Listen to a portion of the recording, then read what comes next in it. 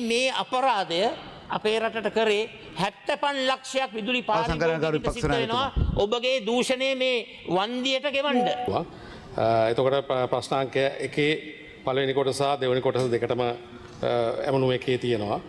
ප්‍රශ්නාංක දෙකත් ඒ වගේම ඇමුණුම එකේ පැහැදිලිව තියෙනවා. මොකද ලිස්ට් එකක් තියෙන්නේ සංඛ්‍යා ලේඛන ගොඩක් ඒකේ තියෙනවා. මේ පාර්ලිමේන්තුවේ කාලේ හරි මම මේක ඉවර නම් පස්සේ මම අනිවාර්යෙන් දෙන්න. ගරු විපක්ෂ නායක ඔබතුමා පොයින්ට් එක. ගරු කතානායකතුමා පළවෙනි ප්‍රශ්නෙටයි දෙවෙනි ප්‍රශ්නෙටයි අමුණලා තියෙනවා කිව්වා. දැන් අමුණපු එක දැන් මට එවන්නකෝ. එතකොට මට අතුරු ප්‍රශ්න අහන්න පුළුවන් නේ. කරුණා කරලා. ගරු ඇමුණුම කිව්වහම කොහොමද අතුරු ප්‍රශ්න අහන්නේ? පැහැදිලි කිරීම අහන්නේ. රටට වැදගත්. මේක රටට වැදගත් කාරණාවක්. කරුණා කරලා ඇමුණුම එවන්නේ කියන්නේ. දැන් ඔබතුමා දුන්න පිළිතුරු වලින් ඉතාමත්ම පැහැදිලි මීට පෙර ගල්ලංගුරු සැපීමත් මේ අලුත් ගල්ලංගුරු සැපීමත් අතරදී සම්පූර්ණ ජනන ධාරිතාවය ඒ කියන්නේ 300 megawatts times 3 300 වැඩි කිරීම 900 ලබා ගන්නට මේ සපයපු බාල ගල්ලංගුරු තත්ත්වයන් තුළ හැකියාව ලැබිලා නැහැ. ඒ වගේම සාමාන්‍ය ගල්ලංගුරු දහන අනුපාතය ඒකට කියන average coal consumption rate කියලා ඔබතුමා දුන්න වාර්තා අනුව පැහැදිලිවම මීට පෙර සැපයුමයි මේ සැපයුමයි දිහා බැලුවහම ඉතාමත්ම පැහැදිලි බාල ගල්ලංගුරු තමයි භාවිතා කරලා තිබෙන්නේ.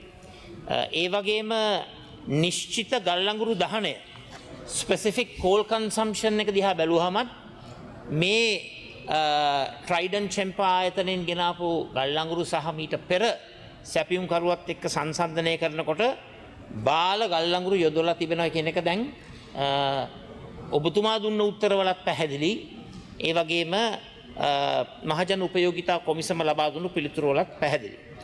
ඒ වගේම බලාගාරයේ කාර්ය සාධන දත්ත මත පදනම්ව අර gross calorific value එක ඒකකරණය කරනකොටත් ඉතාමත්ම පැහැදිලි මහජන උපයෝගිතා කොමිසමේ වාර්තාව සහ ඔබතුමා දුන්න උත්තරේදීත් පැහැදිලිම ප්‍රකාශ වෙනවා භාවිතා කරලා තිබෙන්නේ බාල ගල්ලංගුරු. ඒ වගේම අවසාන වශයෙන් ඇෂ් කන්ටෙන්ට් එක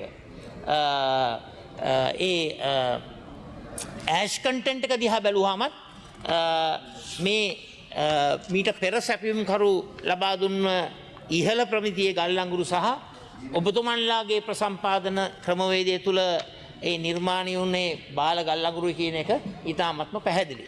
මම අහන්න තියෙන්නේ විශේෂයෙන්ම කරු කතානායකතුමනි අවසාන වශයෙන් දැන් මේ ප්‍රසම්පාදන ක්‍රියාවලිය තුළ දීර්ඝකාලීනව ගල්ලංගුරු සැපීමේදී ඇත්ත වශයෙන්ම ට්‍රයිඩන් චෙම්පා කියන්නේ ලියාපදිංචි අවශ්‍යතාවය සම්පූර්ණ නොකළ ආයතනයක්. ඇයි ඒ වගේ ආයතනයකට මේ ගල්ලංගුරු ටෙන්ඩරේ පිරිනැමුවේ. ඒ වගේම ගල්ලංගුරු පරීක්ෂණ කළ විද්‍යාගාරවල බලපත්‍රයේ එක්ස්පයර් වුණු විද්‍යාගාරවල වාර්තා තමයි උපයෝගී කරගෙන තිබෙන්නේ. ඇයි ඒ වගේ දෙයක් ඉෂ්ට සිද්ධ කරේ? ඒ වගේම විශේෂයෙන්ම මේ අවස්ථාවේ මේ බාල ගල්ලංගුරු භාවිතය තුළ ඒ නිශ්චිත විදුලි ප්‍රමාණය ජනනය නොවීම තුළ ඇත්ත වශයෙන්ම මේක පාරිභෝගිකයාගෙන් අය කරගන්නට විදුලි බිල වැඩි කිරීමේ මේ රජය ප්‍රකාශයට පත් කරලා තිබෙනවා. රජය ඒක දැනගෙන දැන් 15%ක් කරලා තියෙනවා. නමුත් අවසානයේ 30%ක් වැඩි කරනවා විදුලි බිල. ඒකයි ඇත්ත කතාව. ගරු කතානායකතුමනි ප්‍රශ්න 15යි තව ප්‍රශ්න 4ක් ඇහුවා.